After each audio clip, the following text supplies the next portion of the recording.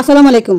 বাবা মা বোঝা নয়, সন্তানের জীবনের শ্রেষ্ঠ সম্পদ। কোনো কিছুর সাথে পিতার ধৈর্য এবং মাতার ভালোবাসা তুলনা করা যায় না। আর যারা পিতা মাতার সেবা করে না তাদের কখনো সুখ শান্তি মেলে না। যতক্ষণ বাবা এবং মায়ের ছায়া তার সন্তানের উপর থাকে ততক্ষণ তারা তাদের সন্তানের সামান্যতম ক্ষতি হতে দেয় না। যে ব্যক্তি তার বাবা এবং মাকে তার সবচেয়ে বড় সম্পদ বলে মনে করে তার কখনোই অর্থের অভাব হয় না। যে ব্যক্তি তার পিতা মাতাকে সর্বদা সম্মান করে সে ব্যক্তি চাইলেও কখনো অসুখী থাকতে পারে না। বাবা মায়ের মন জয় করুন, তবে আপনি সফল হবেন, নইলে সারা বিশ্ব জয় করেও হেরে যাবেন। পিতা মাতা এতই মূল্যবান যে তাদের চেয়ে মূল্যবান এই পৃথিবীতে আর কিছু নেই।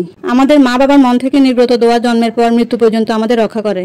মা বাবা হলো সেই বৃক্ষ যার শীতল ছায়ায় পরিবারের সবাই সুখ শান্তিতে বসবাস করে। আপনি যদি আপনার বাবা মাকে সম্মান করেন তাহলে আপনার ভবিষ্যৎ প্রজন্মও আপনাকে সম্মান করবে।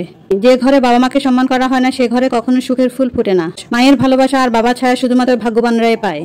আপনার কাজের মাধ্যমে মানুষ আপনার বাবা মাকে সম্মানের চোখে দেখবে এবং দোয়া করবে। যদি সম্পর্কের কথা আসে তবে বাবা মা এবং সন্তানের মধ্যে সম্পর্ক পৃথিবীর সবচেয়ে গভীরতম সম্পর্ক।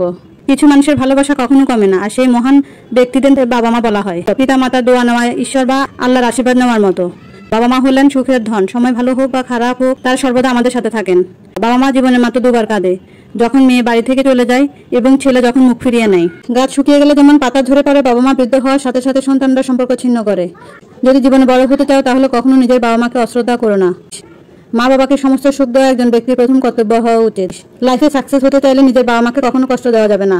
বাবার আশীর্বাদ পাহাড়ের চেয়েও উঁচু, মায়ের ভালোবাসা সমুদ্রের চেয়েও গভীর। আর একটা কথা, মা বাবাকে কখনো অবহেলা করবেন না। ভালো থাকবেন, ধন্যবাদ।